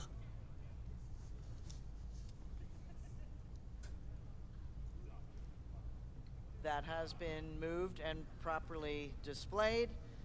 Tell us about Amendment 42. Thank you, Madam Chair. So we got this another amendment I'm amendment, bringing guys. forward here. Amendment creates a working group of 4 legislators, one from each caucus. So 1 House Republican, 1 House Democrat, 1 Senate Democrat, 1 Senate Republican, and 4 industry representatives to come together and create a working group. We feel like this this bill wasn't really talked to with the industry of ammo and I see what he's guns. saying. So The this twerp in the would also background create looks that. like So David those, Hogg. those 8 Yeah. people can So come I think together that's and the talk the about minority what's house, better for working on this leader bill for the and what's Dems. better for the state and how will it affect industry, consumers. They all look the same to me too. And jobs. Most I of the urge and I Democrats, vote on this like, look how nice all of the Is there any Republicans further are discussion dressed. on They're all Amendment pressed. They 42? look good. Seeing none, the question before us is the passage of. Oh, And when you got no. Herod The in there passage and before Bacon us in is- there looking yeah, like the question before us is holy the passage hell. of Amendment 42. All those in favor say aye. All those opposed, no. The noes have it. The amendment fails. Representative Johnson. that would be me having to lower it every single time. Thank you, Madam Chairwoman. I move L033 He does look like little David to Hogg. House Look Bill at that. 25, Oh, he's probably just 1133 and ask that it be I properly think he's just a displayed. little worker dude, a little aide. For this Jenny Craig Millen back home. You ain't lying. That has been moved and properly displayed. Jenny Craig even Representative around? Johnson. Is that Thank still you, Madam popping? Chairwoman. This amendment exempts all aged I got a 18 weight to problem. 20-year-olds who Can't live wait in to an eat. unincorporated area of a county. This is rural Colorado. And you know what really grinds my gears is this urban-rural divide where we have urban legislators trying to tell us how we live our life, how we protect our property, how we protect our livestock, how we protect our equipment, and how we protect our family, our friends, ourselves. It really grinds my gears that that a lot of urban folks don't understand the difficulties we face in rural Colorado, in unincorporated Because counties they're across the afraid to state. go out there. Why We are they have afraid to go out there? predators we are worried They don't about. have the, we have coyotes. We have the ability wolves. to stay alive We have out there. raccoons. We have raccoons. I We see have what raccoons. Julie says. You should We invite have Dan Wook skunks. to be on your new show. Will that be a Honey, threat on don't threaten people, me with a good time. on children, on pets, Think on I'd pay attention livestock? to what he was saying, we or I would be need like, that ability to protect. We need to be able to utilize the tools just to their kidding. I full feel bad ability now. with the ammunition. Now people are so gonna that be way like, we "Hey, can the protect little in these two-way areas that weirdo are thinks you're hot." multi-miles out. And just my luck, when he's we gonna try like to chicks call like for help, Ava instead we of are me. the first defense. We need this ability in rural He likes tall Colorado chicks, not short to ones. defend ourselves. And it is about time that this state recognizes it is not a one-size-fits-all. We have different communities, and that's what makes us great. We have different needs, and we need to listen to each other on what those needs are. I urge a strong yes vote on L033. We've got to have some fun, right? Because all this stuff sucks to areas listen of our to. county, It's for just so rural Colorado, disgusting and so for insulting. protections We see all of across these our state. people working Assistant until what? Minority Leader It's Winter. 8 o'clock tonight, fighting for our freedoms. Thank you, Madam Chair. And the Democrats can't even be bothered. One thing I respect about our they don't even conversations care. in this building is we talk about our heritage, our way of life, and I respect that. I hear it in committees all He the said, time. Love Ava, this but is if she turns woven into the fabric sideways, of I rural think we might Colorado's lose her heritage to a and way grave. of life. This is important to us. I mean, this is a rite of passage in rural Colorado. We don't have that problem with me. to be able to get your first firearm, be able to buy never met a ammunition meal I to didn't use it. like, unless it was spicy. We feed our families this way. I mean, I have tons of youth that like to hunt in my district. We're a Where western I grew state. up is in Ty Winter's district. He I don't know actually if y'all was remember my the neighbor. song, I'm He Not used to Gonna help Sing my Anything grandma About Colorado, take out the the trash Colorado song. at our house. Talked about the pioneers coming So Ty out Winter here is a and very talking good about our guy, and he's Western always been heritage. very good to the Garcia family. And I know my And colleague he's still before working from the very Eastern hard to Plains protect was his talking family, so about I really all the reasons appreciate we that. need Shout this, out to but Ty Winters. He's a good guy. I respect everybody's heritage in this chamber. I respect everybody's story about how their fabric was woven and the way of life that they live. And I would just ask that you do the same for us, because this is about our culture. We talk about all the things that unite us in this building. We definitely talk about all the things that divide us in this building. But at the end of the day, I ask you to realize that as we listen and respect everybody's culture in this building, They're not living and respecting this ours. is a cultural issue for us. Mm-hmm. This is a rite of passage issue for us. That's absolutely right. If you all were to actually talk to the kids, so I did like 25 school visits in the 2 years, my first 2 years in office, and talked to kids, and never talked partisan politics. The Bill on the Hill stuff. Everybody remembers the Bill on the Hill. Remember the Bill on the Hill, like the after school? Yeah. Mm-hmm. So we discuss that all the time. Shout out to But Ava. firearms do come up in my district That's my friend. because, once again, it's part of our culture and heritage. You know, a couple years ago when And I you'd be really started surprised getting at the heavily kids into in our, this, you know, even though I don't agree fighting with their really position, hard we in- have kids coming to this building all the time to litigation talk and against legislation, firearms. But I believe it should or say, not, there's a lot of kids going in my down to the district that Capitol talk and the showing opposite up, of I that. felt They defeated all the look time. I forward felt to very buying an alone. And then AR-15 Ava had to hunt asked me coyotes with. They to look be on her forward show, to Gun Funny. buying hunting rifles And her and I to started hunt talking, with. and I told her, you know, So, we really need your help. I don't think Like, I'd you be have doing such a huge the platform. kids in my district justice if So I many didn't people speak know you. for We them. really need you to get So involved in this. we And want she to pass did. this on generation And she's to been a huge generation. contributor to a lot of our success.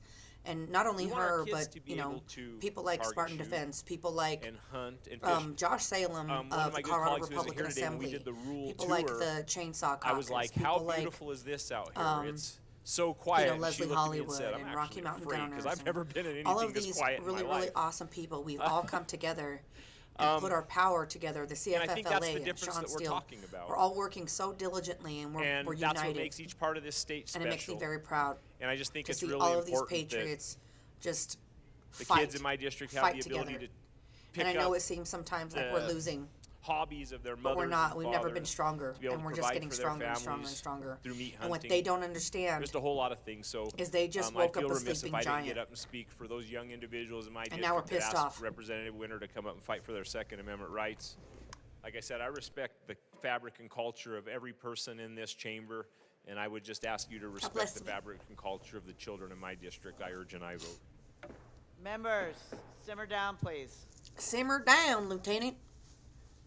Is there any further discussion on Amendment 33? It's Friday, isn't it? Seeing none, the question before us is the passage of Amendment 33 to House Bill 1133. I think I get to have a whiskey tonight. A division has been I called. think I get to. I think I do. Shout out to everybody who sent in super chats. Blood Axe and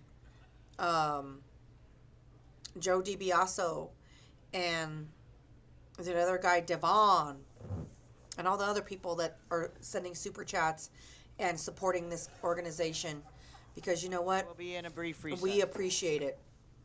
You know, fighting for this stuff. We don't have Bloomberg money. We don't have Giffords money.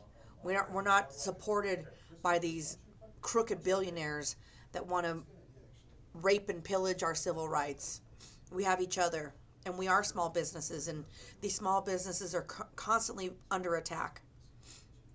And I just want to say, you know, I'm very lucky and I'm very proud, and I feel so blessed to have found the team that I work with here. I really love Spartan Defense. I love the owners. Teddy and Roe are just the most spectacular people. Oh, wait, let me gavel back. And they brought The question is the adoption of the House such will an come back to order. element that was really Haven't done it missing, maybe in a not year. only in my life, but in this community. Anyway, the House will come and back I really to order. appreciate everything and they've done. The Like, question this is show the is sponsored by adoption Spartan of Defense. Amendment 33 I'm here because to of House Spartan Bill Defense. 1133. Our show is The because division of has Spartan been Defense. requested. And I really All those appreciate in the that. chamber not So if you entitled guys to aren't vote, hitting please that be bell seated. and liking and subscribing to the those in channel, favor please do of so, Amendment because we really, 33, really need that. That really Please helps stand and remain boost us standing or raise in your the digital hand world. and keep it raised until the count has been taken. Here we go.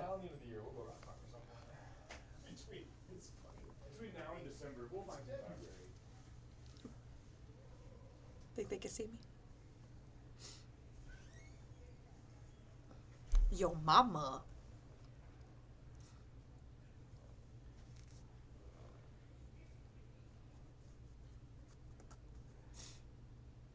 We need a good win, guys. You may be seated. All those opposed, please stand and remain standing in one place until the count is taken. The little David Hogg behind the counter. That was hilarious.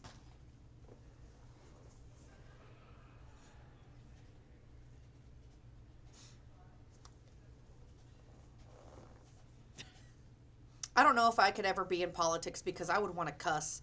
And I don't know if I'd be able to be tolerant sometimes of these people blatantly making a mockery in front of me of my civil rights and my human rights. These guys exercise a lot of patience and tolerance. I'm tired of being tolerant. You may be seated. Amendment 33 is lost. Of course. To the bill. To the bill. Seeing no further The discussion. guy who looks next to him looks like a watch. The question before us is the passage of. Nope. Well, I probably am on a.